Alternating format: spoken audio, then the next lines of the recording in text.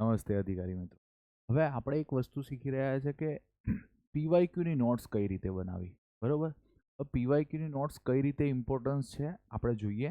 જો કે અહીંયા મેં ટોપિક્સને ફિલ્ટર કર્યા છે, એટલે ક્વેશ્ચન, બરોબર, કે ગુજરાતનું સ્થાન, વિસ્તાર અને સીમા.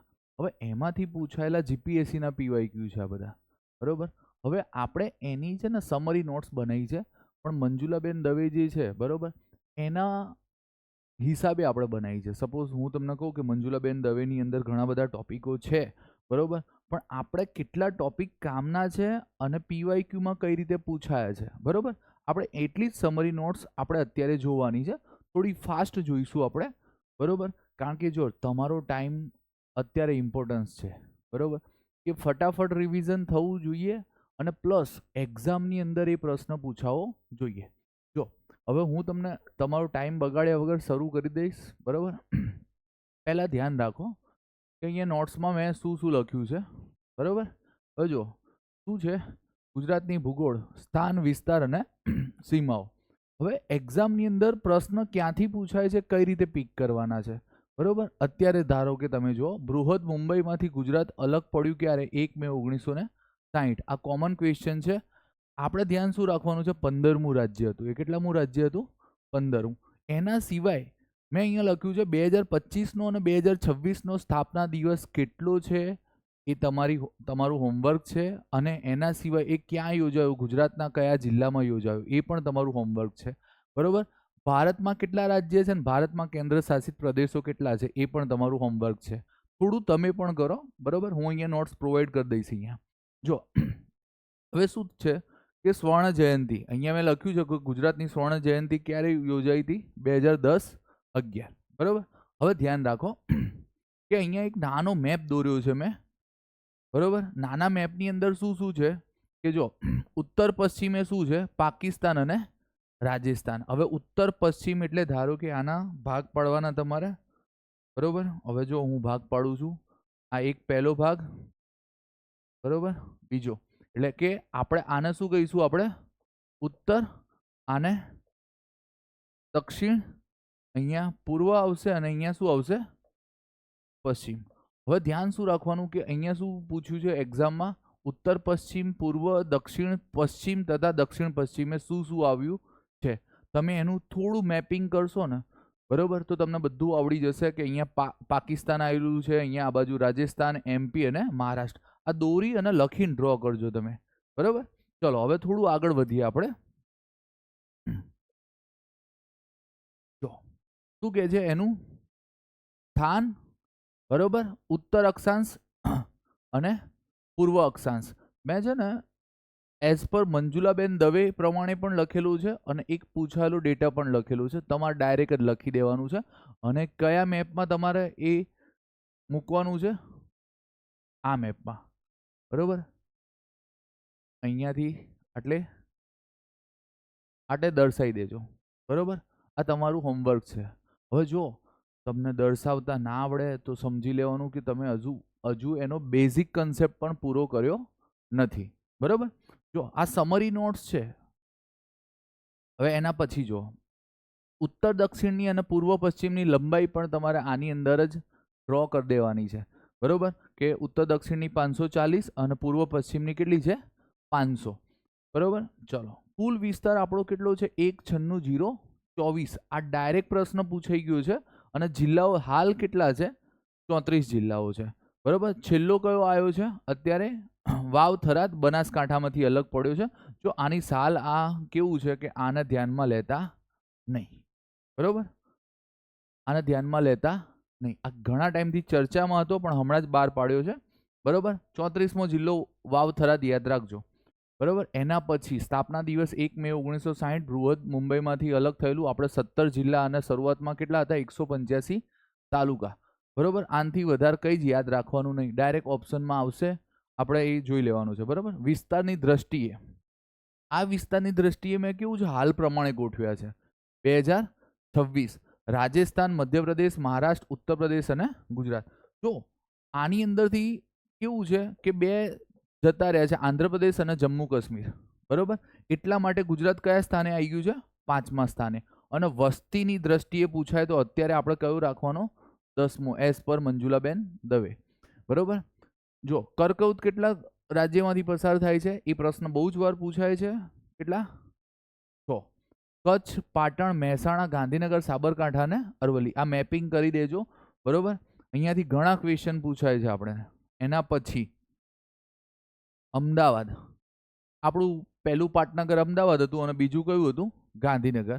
એમાં તમને ખાસ ક્વેશ્ચન શું પૂછાય છે? હિતેન્દ્રભાઈ દેસાઈ, જે આપણે મુખ્યમંત્રી હતા ત્યારે આપણે 1971માં પાટનગર શિફ્ટ કરેલું. બરોબર. ક્વેશ્ચન ત્યાંથી જ પૂછાય છે.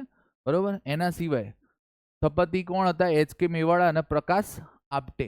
બરોબર. આના સિવાય કોઈ પ્રશ્ન પૂછાતો નથી. હવે જો આ બધા ક્વેશ્ચન આન્સર લખ્યા છે મેં.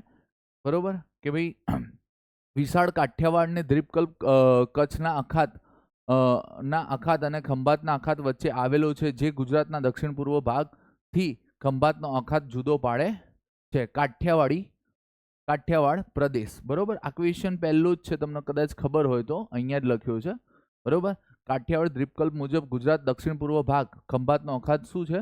જુદો પાડે છે. એટલે આપણે આ બધા ક્વેશ્ચન લખ્યા છે. બરોબર. જો હવે અહીંયા જો આ આપણે હમણાં ડિસ્કશન કર્યું ને, અહીંયા કઈ સાલ લખી દેવાની? 1971. બરોબર. એટલે આ ક્વેશ્ચન સાચો થઈ જાય.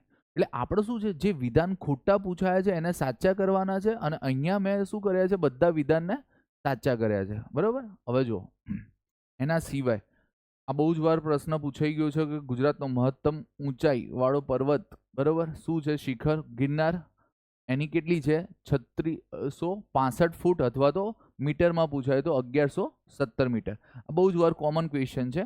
એના સિવાય નદીનો પ્રશ્ન પૂછ્યો છે એમને કે દક્ષિણ પૂર્વ ગુજરાતને દક્ષિણથી ઉત્તર, બરોબર, કઈ બાજુથી કહે છે? કે દક્ષિણથી ઉત્તર તરફ આવવાનું છે. એટલે તમારે નીચેથી ક્યાં જવાનું છે? ઉપર તરફ જવાનું હોય તો પહેલી નદી કઈ આવશે? બરોબર. હા, અહીંયા થોડું ખોટું લખ્યું છે. બરોબર. દક્ષિણ પૂર્વ ગુજરાતને દક્ષિણથી ઉત્તર તાપી બીજી અને પછી નર્મદા પ્રથમ મારફતે પાર કરી શકાય છે. તો અહીંયા દક્ષિણથી ઉત્તર તરફ જવું હોય તો પહેલી નદી કઈ આવશે? તાપી, અને ઉપર કઈ આવશે? નર્મદા. આ સુધારી કાઢજો તમે. બરોબર. ચલો એના પછી જુઓ ગ્રેટર ફ્લેમિંગો. હવે આ ક્વેશ્ચન જોઈ લઈએ. અંદર લખ્યો જ હશે ક્યાંક ને ક્યાંક. બરોબર. આપણે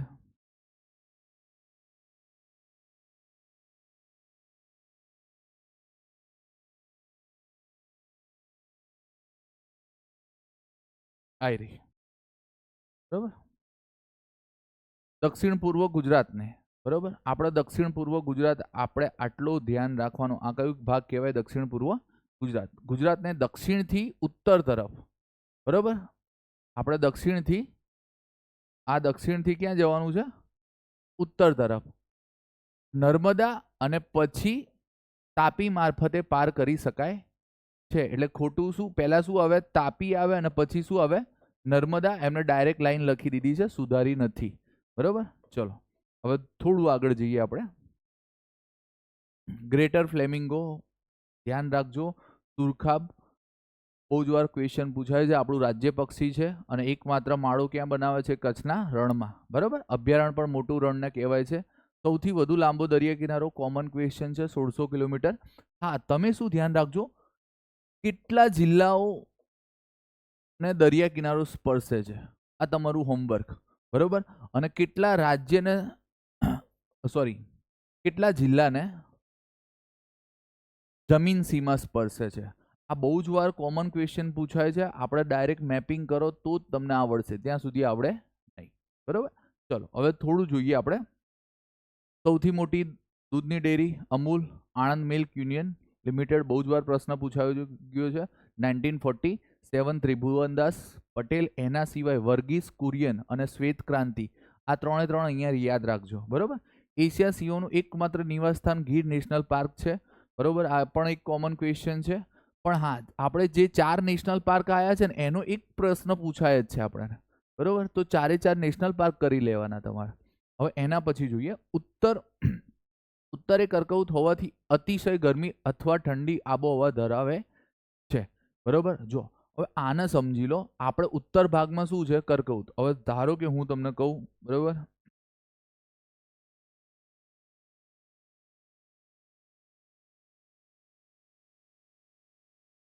અહીંયાથી કર્કવૃત પસાર થાય છે, બરોબર, તો આ નીચેનો ભાગમાં શું, કયો કટિબંધ હોય? ઉષ્ણ કટિબંધ હોય. કયો હોય? ઉષ્ણ. અને ઉપર કયો હોય? સમશીતોષ્ણ. જો કટિબંધ છઠ્ઠા ધોરણમાં સ્ટાન્ડર્ડ 6માં જ છે, ત્યાં જઈને જોઈ લેજો, બરોબર. 3 કટિબંધ છે, શીત કટિબંધ, ઉષ્ણ કટિબંધ અને સમશીતોષ્ણ કટિબંધ. ગુજરાતમાં 2 કટિબંધ જોવા મળે છે. અહીંયા લખ્યું છે ઉત્તરે કર્કવૃત હોવાથી અતિશય ક્યારેક ગરમી પણ પડે, બરોબર, કારણ કે એ શું છે કે સૂર્યના કિરણો ત્યાં કેવા પડે છે? સીધા. અને ઠંડી વખતે શિયાળામાં શું ઠંડી આબોહવા હોય છે, બરોબર, કારણ કે એ કયા કટિબંધમાં જતું રહે છે? સમશીતોષ્ણ કટિબંધમાં, બરોબર. આ ક્વેશ્ચન ખાસ યાદ રાખજો અને થોડા કન્સેપ્ટ કરજો. ચલો હવે વનનો એક પ્રશ્ન પૂછાયો છે આપણને. શું કહે છે? વન કેટલા લાખ હેક્ટરમાં ફેલાયેલું છે? 19.66 લાખ. અને કેટલી ટકાવારી છે? 11.04%. ક્વેશ્ચન ડાયરેક્ટ પૂછાય છે, બરોબર. પછી જો કુલ ભૌગોલિક વિસ્તારમાંથી ગુજરાત વિસ્તારમાંથી 99.56 લાખ હેક્ટર ખેતી લાયક ક્ષેત્ર છે. એટલે આ પણ ડાયરેક્ટ ગોખવાનું છે આપણે, 99.56 લાખ, બરોબર. ભેજવાળા પાનખર જંગલો ક્યાં જોવા મળે? ડાંગમાં અને સુરતના વ્યારા. એટલે અત્યારે તો આ ક્યાં જતું રહ્યું છે? તાપીમાં, બરોબર. હવે જો જંગલના પ્રકાર ખાસ કરવાના છે, પ્રશ્ન પૂછાય જ છે આપણે ત્યાંથી, બરોબર. ચલો હવે દ્વીપકલ્પીય સૌરાષ્ટ્ર એ 3 બાજુ શું છે? સમુદ્રથી ઘેરાયેલું છે, બરોબર. આ કોમન ક્વેશ્ચન છે, તમને કદાચ ખબર હશે. તો આ સૌરાષ્ટ્રનો આટલો ભાગ 3 બાજુ શું છે? સમુદ્ર જ છે, બરોબર. આ બાજુ સમુદ્ર છે, અહીંયા સમુદ્ર છે અને ઉપર સમુદ્ર છે, બરોબર. ચલો પૂર્વ ઉત્તર ભાગનો કચ્છ પ્રદેશ બોક્સાઇટ, જીપ્સમ, અકીક અને ચૂનાના પથ્થર. એટલે કચ્છમાંથી કયા ખનિજ મળી આવે છે એનો ક્વેશ્ચન એક બનાવ્યો છે અને પૂછ્યો છે એમને.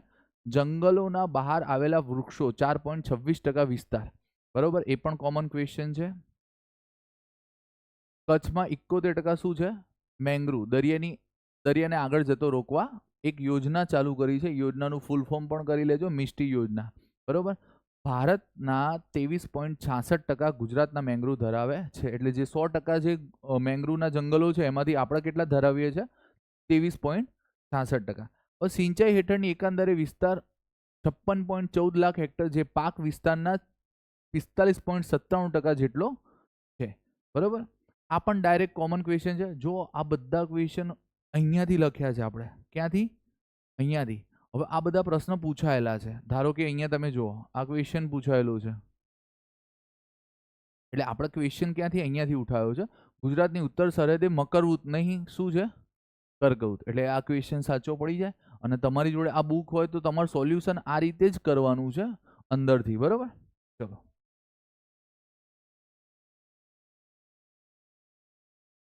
હવે શું છે? ગુજરાત, કચ્છ અને અરુણાચલ પ્રદેશ વચ્ચે 30 રેખાંશનો તફાવત છે હોવાથી સમયમાં આશરે કેટલાનો ફેર પડે છે? 2 કલાકનો. કેટલાનો?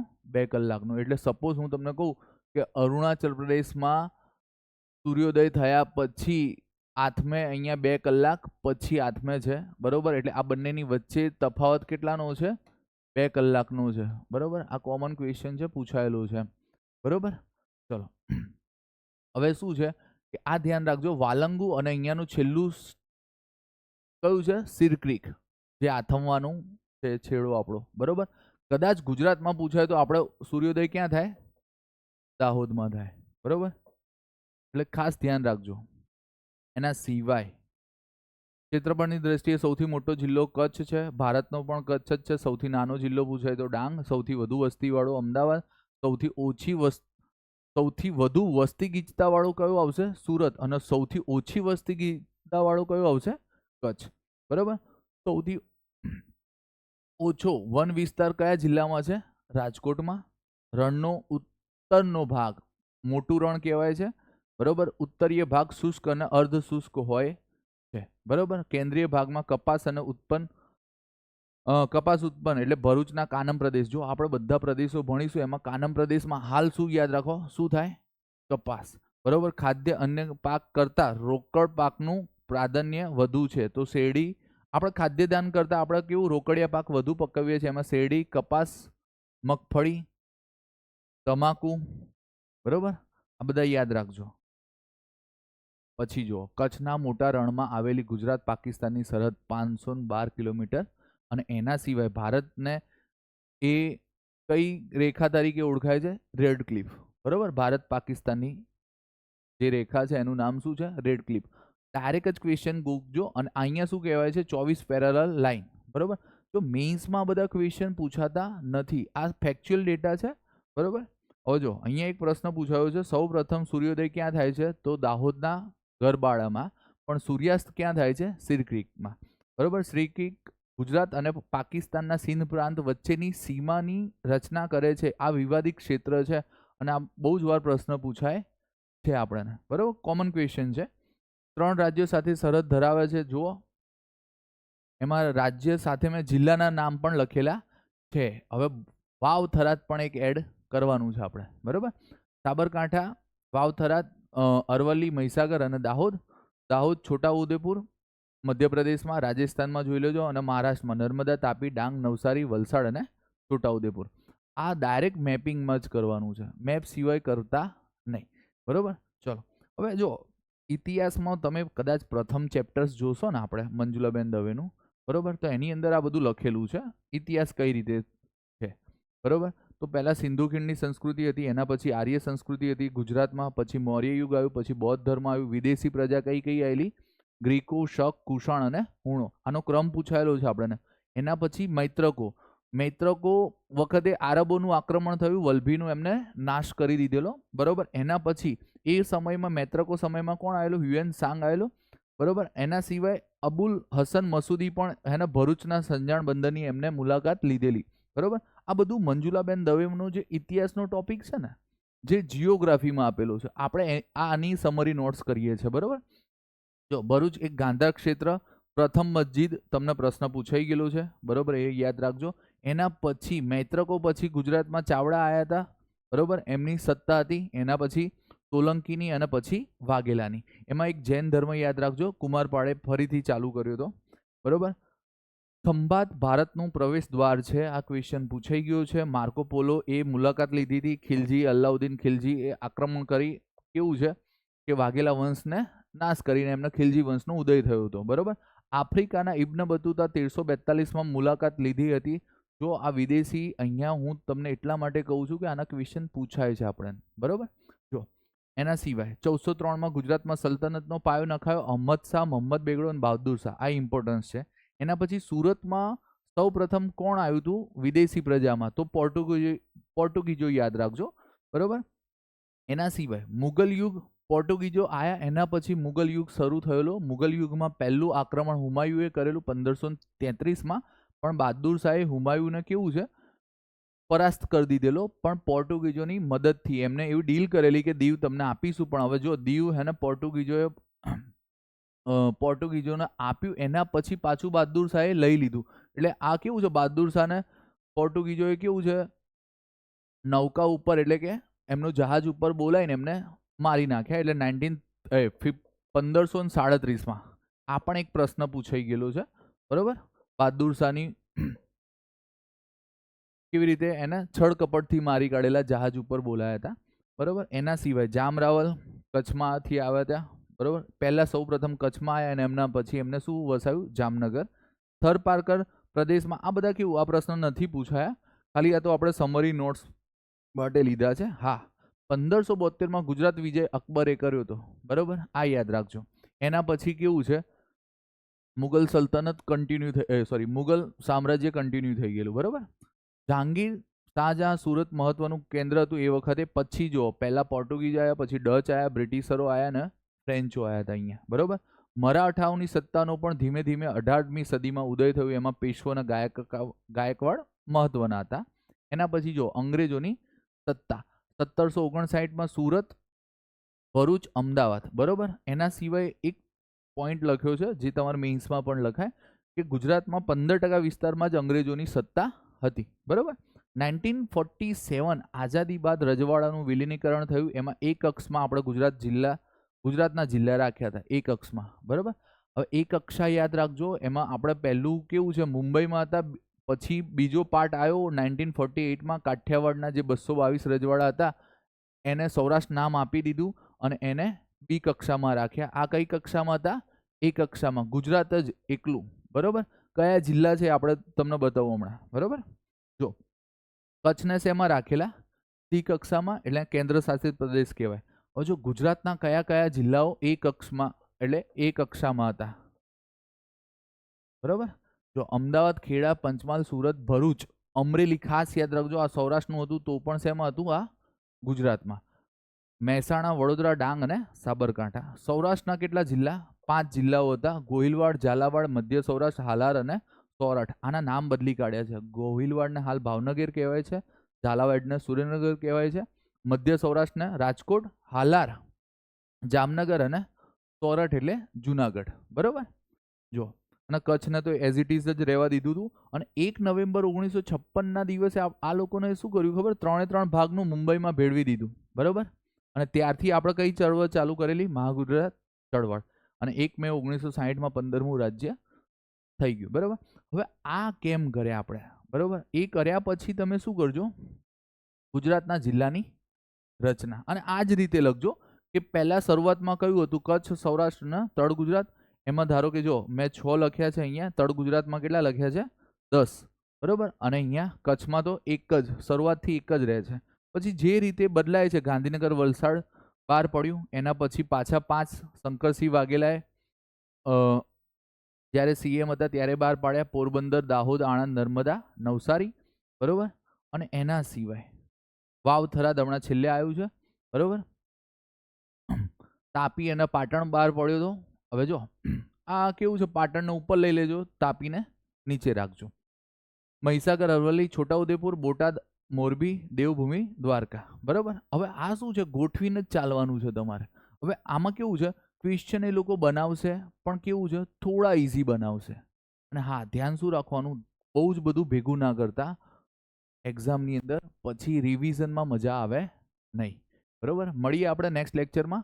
હવે જો તાન અને વિસ્તાર પતી ગયું છે. મંજુલાબેન દવે વાંચો ના વાંચો બધું જ આની અંદર કવર કરી દીધું છે. અને પ્લસ આ પીવાયક્યુ શોર્ટ લિસ્ટ કરેલા છે. બરોબર. હવે તમે કદાચ કોઈ પણ પીવાયક્યુ જોજો, એમાં ધારો કે અહીંયા એક પ્રશ્ન આપણે લીધો હતો. બરોબર. 3665 ફૂટ.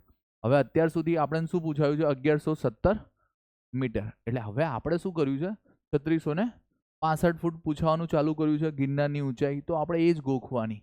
બરોબર. આનાથી વધારે કંઈક પ્રશ્ન કરવાના નહીં. જેટલું એ લોકો ડેપ્થમાં જાય ને, બરોબર, આ જીપીએસસી નું ડેપ્થ છે. બરોબર.